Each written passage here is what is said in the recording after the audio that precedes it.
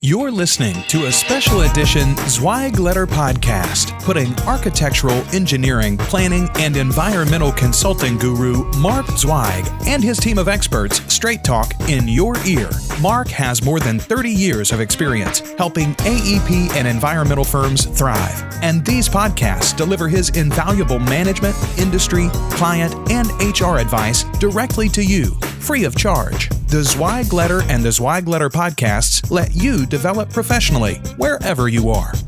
Hey everyone, and thank you for joining Zweig Group Media and the Zweig Letter exclusive interview series. With almost 25 years of continuous coverage of the design industry, the Zweig Letter is a constant in an ever-changing marketplace. We are bringing you some of the best and brightest minds that our industry has to offer. Today, I had to look no further than my current office mate, which is Bill Murphey. I'm pleased to welcome him to the Zweig Letter interview series. Bill is the Director of Training and Events here at Zweig Group. He is no stranger to the podcast. And Bill, it's great to have you join us on the Zweig Letter interview series again. Why don't you tell the audience what you do here at Zweig Group in the events and training area? Hey, Randy, it's great to be back here on the podcast. So in the events department here at Zweig Group, what we try to find are solutions for the AE industry. So we're trying to make the professionals out there better in what they do, that they can provide better products for their customers, better solutions for their clients, and really just overall professional development for the industry. Yeah, no, well, that's awesome, man. I was taking a look at all of the different trainings and events that you guys do and that we do really. And there's just so much on the table. And, I was looking over at everything that you have planned for this year. I mean, you've got the Principals Academy. Obviously there are several events. Why don't you just kind of, because we're specifically today, I want to talk about leadership and the importance of leadership and why that has kind of led you down the path of creating a leadership course, a training, if you will, for both individuals as well as organizations to partake in. But just tell us a little bit about these different programs that we do have. And I know the main one, the foundational program that we offer, and we've offered it for many years now, is the Principals Academy, which is kind of like the MBA boot camp, if you will, for the design industry. But why don't you just kind of give us just your quick thought on that particular program, and then I'll go down the list of the other ones, and I'd love just to hear your take on these. So, yeah, the Principals Academy really is our flagship program, and we just ran one of these last week down in Orlando, and frankly, the attendees were a little bit tired at the end. We provide so much information throughout the course of the 2 days that it's just a packed day. And we've actually talked about the schedule over and over again, and how do we add more information in there in a finite amount of time. And it's hard to do. We just have so much content out there. But the one thing about the Principals Academy is it teaches you everything you need to know to be a principal, whether you are a principal right now or whether you're about to become one, or you think somebody within your organization has that potential, then this is the place for them to go. They get, as you said, it's kind of like an MBA for this industry. It's a taste of everything that we have to offer. It's some shortened versions of some of the seminars that we currently have.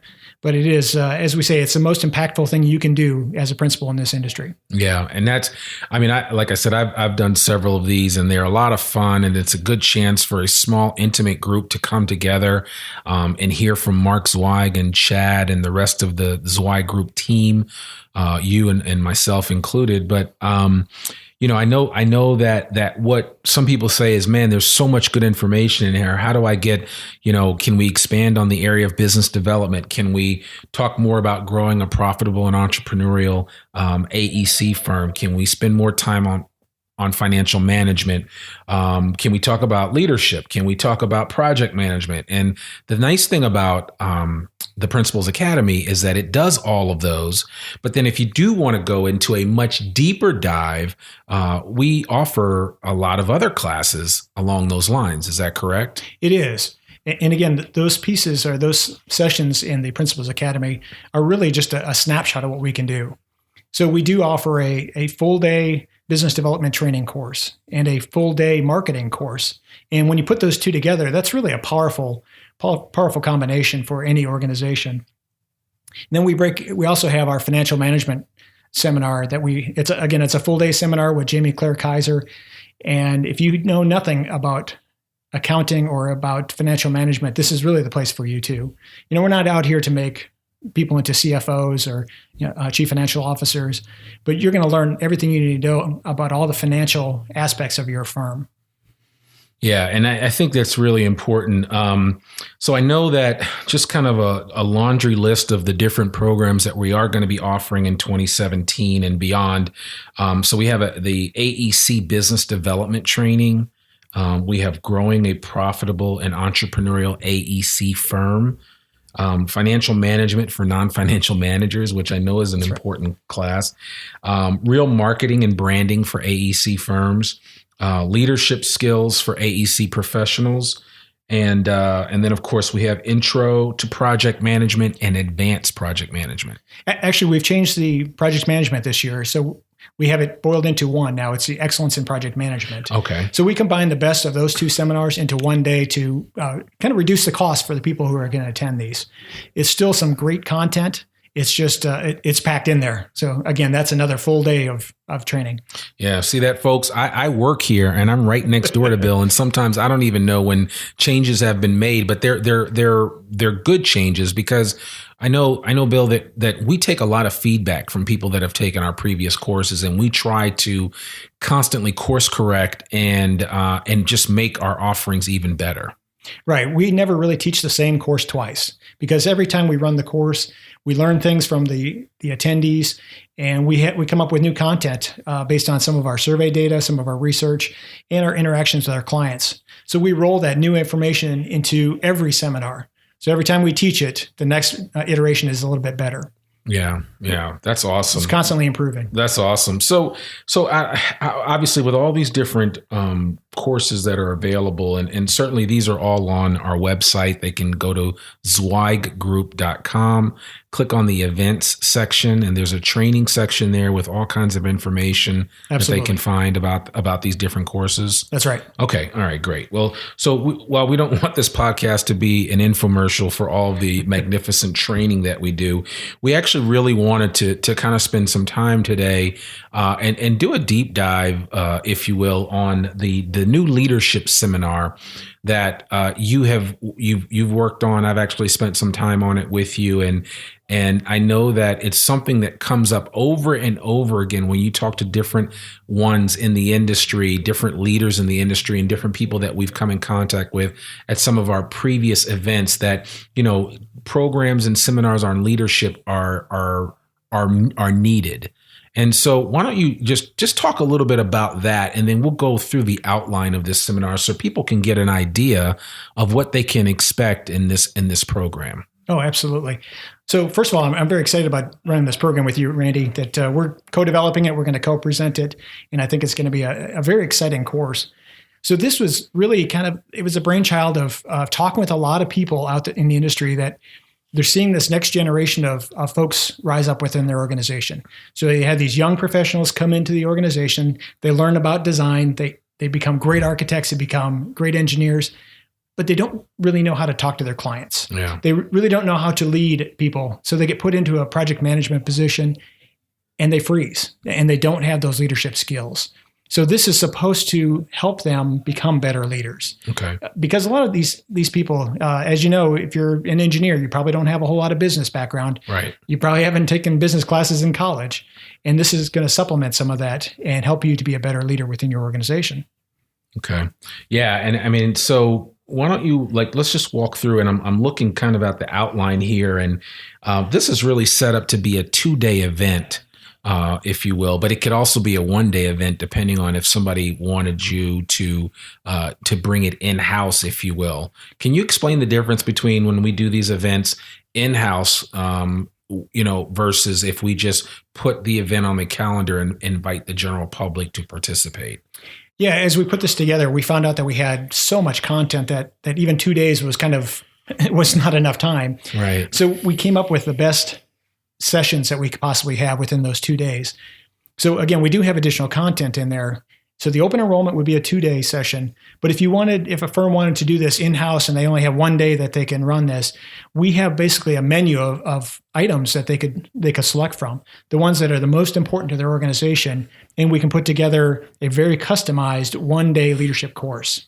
Okay.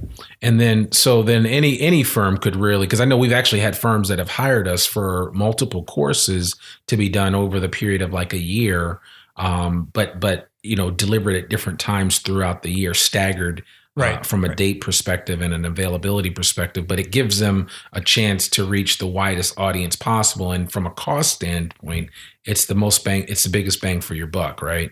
Absolutely. If you're looking around your organization and you think you have 6 or maybe even 10 people that need some training, an in-house version is probably the best economically for you, because you don't have to have people on the road. You're not losing your billable time. You're not spending money on airfare and on hotels. So if we come to you, it's at a location of your choosing, and we come to you with everything that you would need to know for that event. Okay. All right. Well, that's cool.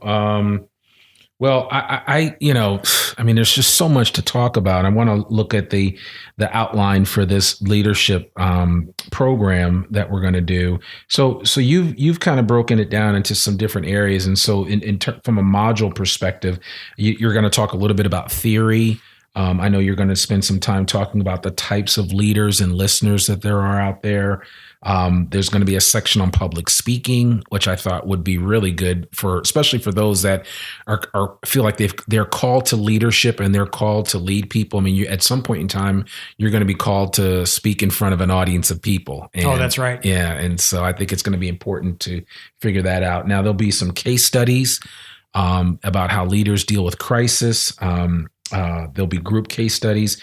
There'll be a section on recruiting and workforce personalities, a section on mentoring, a section on decision making, and a couple of other case studies, and a section on communication, and then the role of routine and how you deal with change management. So, why don't you just give us a rough idea of why this outline as opposed to anything else when it comes to leadership? Yeah, as we started to put this together, we found that these are probably the most important things. These are some of the foundational aspects you need to have within leadership. Now, we don't get into the nebulous management speak that you'll read in a lot of books. Mm-hmm. We kind of get down to the practical things that you can do as a leader.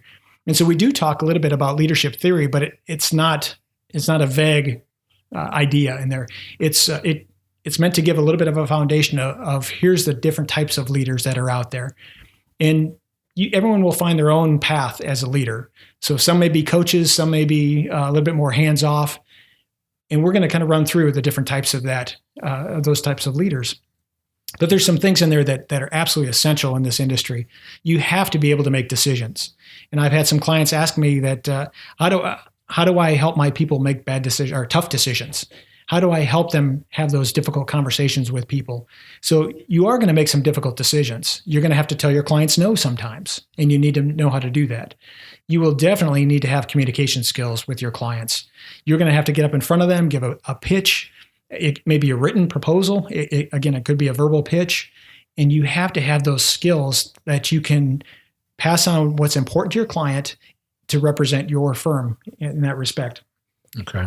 So, and also we don't want to make these, as far as the 2-day session goes, we don't want to make these boring. So they are very interactive with a couple of different case studies, a couple of scenarios that we pass out to everybody and have them interact with each other. So you get to learn from people from different organizations, from different firms, and see how they're doing business. But you actually get to kind of make some decisions in kind of a classroom environment.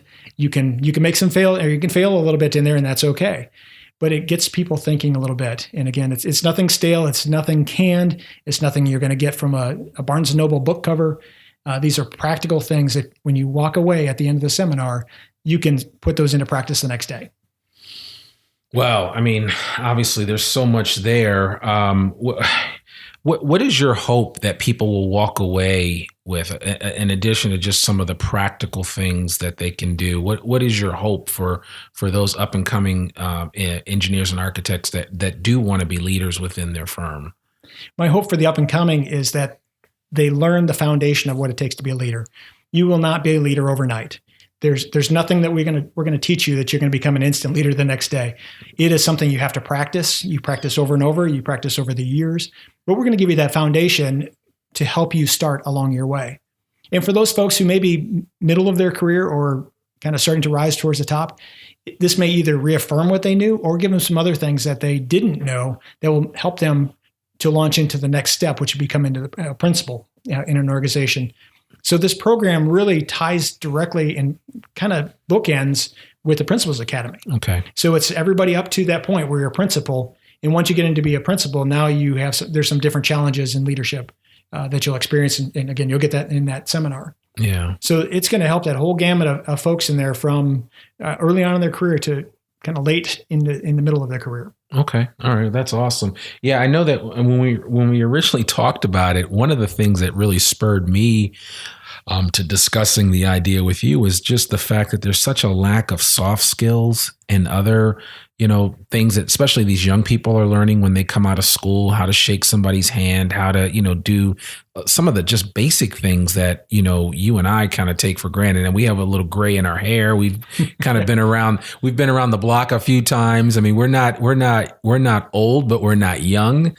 But the idea is that, we come from a different generation, and especially with young people that are coming into the industry now, they need to understand what it means to be a leader and all that it entails. And it's not just being able to direct one person to go here or one person to go there or to tell a bunch of people what to do. It's also about being able to carry the mantle and the mandate of your organization from top to bottom.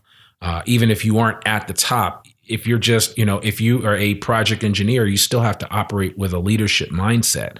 If you're a project manager, if you're a senior project manager, if you're a department leader, you always have to operate with a leadership mindset, regardless of what role you're in. And I think the sooner people figure that out, the better off and more satisfying I believe that their careers will be. And I think that's one of the reasons why programs like this and others that you are shepherding through Zweig Group are so important to the personal and professional development of individuals in the design industry.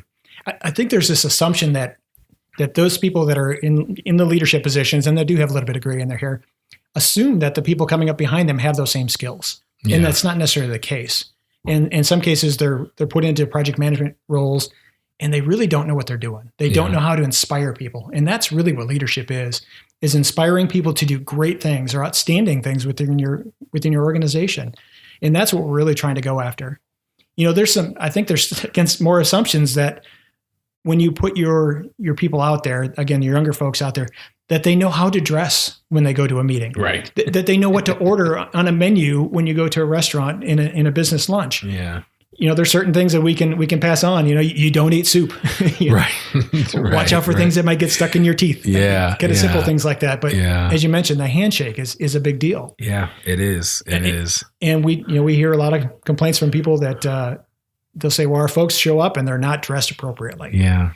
And that's the type of thing that we're going to talk about because it may not be talked about within your organization. Yeah. And it just may not be obvious. And, I'm sitting here thinking about that one story that Mark always tells. And, I don't think you were in the room when he shared it, but he always shares a story about a young man that was meeting him in Dallas. This was back in the day at Zweig, White and Associates, and that individual was connecting with Mark. Mark picked him up from the airport, and that the person had on jeans and a polo shirt, just a regular polo shirt. And he said, "Are you kidding me? The client that we're about to go see keeps his shoes it has shoe trees and keeps his shoes in a steamer trunk when he travels. I mean, this guy is bespoke beyond bespoke. I mean, he is the consummate." Clothes person. I mean, it's important to him. I can't have you walking in like this. And he goes on to tell this story. And ultimately they end up somewhere at a strip mall, in the DFW area at a Men's Warehouse buying a suit and a shirt and everything for this guy. And honestly, I mean, I don't necessarily fault the young man. I think sometimes people know this stuff and sometimes people don't, and you can't make assumptions about, where people are in their station in life and what they understand and what they don't understand. I think it is incumbent upon a leader to take it upon himself or herself to take that individual under their wing and show them what the right way is. If nobody shows them, they'll never learn. Absolutely. Yeah. They will never learn. So, as much as we laugh about that story and we're like, well, how could somebody ever think that? You just don't know. You really don't. And I think it's important for people to kind of understand that, and also to be told that, hey, it's okay. I mean, people make mistakes. They just don't know. They need that guidance. That's why leadership is so important. And I will say that, in my experience and, since working in the design industry since the 90s, I've seen a lot of really great leaders, people that really, including the gentleman that Mark was going to visit on that particular trip down to Dallas-Fort Worth. And I can remember walking into his office and, there was just something about him. There was just an aura of like, wow. Well, first of all, you knew the guy was smart, but I mean, he just carried himself a certain way and he treated everyone around him with respect and just, I mean, everything that he talked about, you hung on every word. And so not that everybody's going to be able to be that leader, but everybody can get a leg up with this kind of instruction and some guidance and just some real world examples of what it takes to ultimately step your game up, if you will. Right. Absolutely. Yeah. So, I mean, and that's important. I mean, I know you can appreciate that coming out of the military. I know you just recently attended an event and I think you talked about retiring one of your colleagues. And I mean, it's just, there's in certain walks of life, there's a lot that you can learn. And, a lot of times we realize that not everybody has been afforded that opportunity to learn about leadership and to learn what is right from wrong from that perspective and how it applies in so many different walks of life. And so I think it's just really important for us to be able to kind of share that information especially with this new crop of young engineers and architects that are just coming out of school. I mean, it's not like we're graduating a ton of these guys left and right, but the few that we need to be holding their hands and showing them what to do and how to do it. And that goes for everybody listening to this podcast. If you run a company, whether it's 10 people or 1,000 people, part of that is on your shoulder to make sure that you're showing these people the right way. I don't think anybody can just say, oh, well, they'll figure it out. Yeah, people will figure out some things, but from a leadership perspective, more is caught than taught. And so you have to be a leader. You have to act like a leader. People will pick it up and want to be like you. And I think that's important. And if that is an area of struggle for you, or if it's a challenge, certainly we want to recommend and encourage you, whether it's this leadership program or any other, is to get out there and check it out. And I don't talk too often about other podcasts on our podcast, but there is a great podcast out there called EntreLeadership. I get a lot of great ideas from that. It's a podcast that came out of Dave Ramsey's program, and they do some amazing things. And it's a secular based podcast that talks a little bit about everything as it pertains to what it means to be a true entrepreneurial leader. And I would encourage anyone to check it out. And I'll put some information in the show notes on a link to the EntreLeadership podcast. But there have been some outstanding people on there that I've listened to, like Tony Robbins and Simon Sinek and so many others. And so, I mean, leadership and the instruction on how to be a good leader is something that's near and dear to my heart, as I know it's yours. So I'm excited to see what this program will do. I am too. There's one thing about leadership, that if you do not have great leadership within your organization will fail. That is absolutely essential. Yeah, that you have to get that right. It's a guarantee. So. And so you can look at this as, Randy, I know you're a big basketball fan, and Are you sitting on the bench ready to go into the game? And again, in basketball, hopefully you have practiced. Right. And if you are not practiced and not ready to go into the game, you will not perform. Right. You'll not perform very well. Right. You'll be back on the bench very soon. Big time. So this is one of those things where you really, if you're not practiced for it, when you are tapped on the shoulder and say, hey, it's your turn to take over the lead, then you're just not going to be ready, and your firm will not be ready to excel. Yeah. So you've got to practice it. You've got to be ready when you get tapped on the shoulder and say, it's your turn. It's your turn. Yeah. And it will be your turn. It's funny you say that. There is a book that's a quasi leadership book that's written by a marketing master named Seth Godin, and it's called Now It's Your Turn. And so I'll put a link to that book as well in the show notes, because it's something that I would recommend. In addition to, some information on how to learn more about the different programs that we offer here at Zweig Group, and all of the great things that Bill is working on. I think, with Bill in charge of seminars and events, we've been able to, he's allowed me to do the Becoming a Better Recruiter webinar series. We've done other webinars, and I don't know that we've actually had a chance to talk about that, but, there are a number of different ways that we're working to educate people in the design industry space. And so, keep an eye out for what's coming on the horizon. And we've got a lot of great things that we're working on. We have a new research and development group, and there's just a lot of interesting things happening here at Zweig Group, and we would certainly encourage you to become a part of that, because I think it's pretty special. Bill, one of the things that I'm trying to do now with the people that I interview is ask them some specific questions that can kind of endear you to the audience, without just focusing exclusively on engineering and architecture and things of that nature. So we want to go deeper for our audience and learn who the real Bill Murphey is. Oh, that's scary. So we have a couple of simple questions that we'll end our interview with, and hopefully we'll have some fun in the process. What was the last book that you read? I'm actually reading a very, very nerdy book, you could say. Okay. It's Why Does E equal MC Squared? It's a physics book, and for whatever reason, that is my hobby now. I read physics books. Okay. Who'd ever thought of that? Wow. That I'd be doing that. But I'm kind of trying to figure out, how does the speed of light work? Exactly. I don't know why, but I'm just attracted to it right now. That's awesome. That's awesome. Okay. Where did you and your lovely wife go on your last vacation?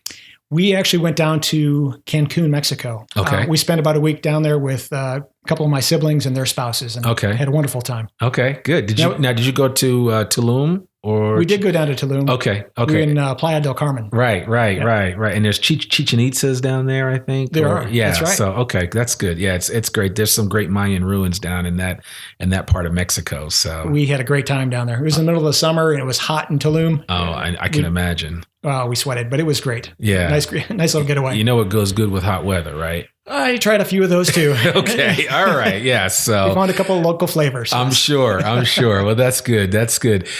If you could binge watch one TV series, old or new, what would it be?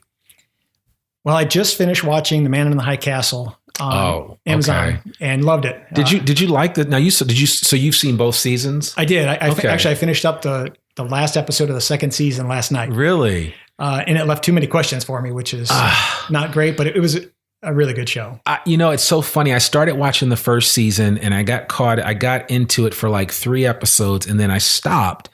There's a really disturbing scene with a mother and her son in an office building, and I'll leave it at that. But it was really, it's a good show. I actually think it's pretty well written, but it makes you think, about, what happens if leadership fails, right? Because obviously, absolutely, leadership did not fail in World War II, and certainly, we never saw the rise of fascism the way that we expected to see it with the Third Reich and everything. But I just think, this show that we're talking about creates an alternative reality of what could have happened, had the Japanese and the Germans won in World War II. And it's not a pretty sight, to be honest with you. And so, I would certainly encourage you guys to check out that show. I know there's a million different shows, and that's all you need is another recommendation for a Netflix series or something else. Because, look, you and I both got a million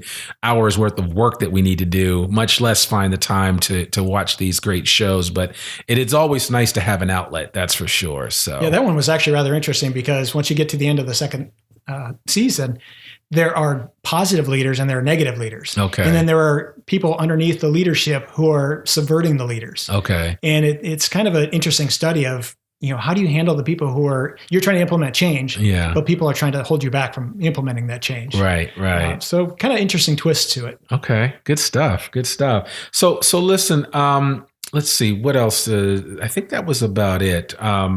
Bill, I really, want to thank you so much for taking time out of your schedule to be with us on the Zweig Letter interview series.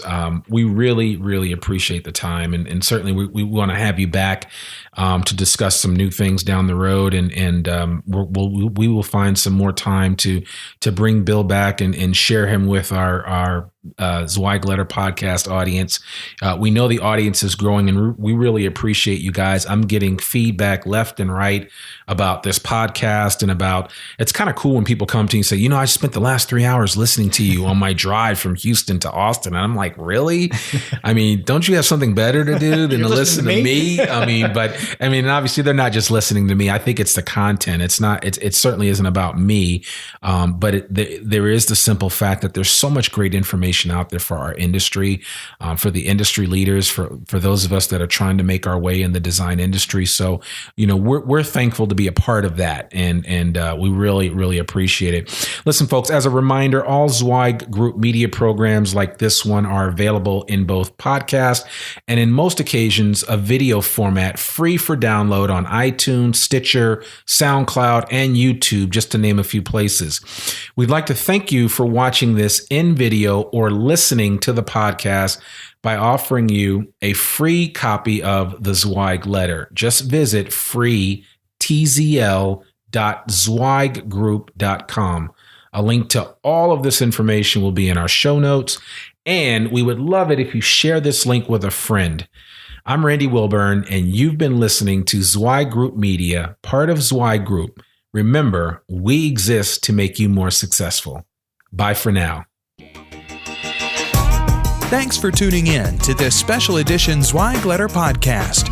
We hope that you can apply Mark's no-holds-barred advice to your daily professional life. For a free 6-week subscription of the Zweig Letter, please visit freetzl.zweiggroup.com to gain more wisdom and inspiration, in addition to information about leadership, finance, HR, and marketing your firm. Subscribe today.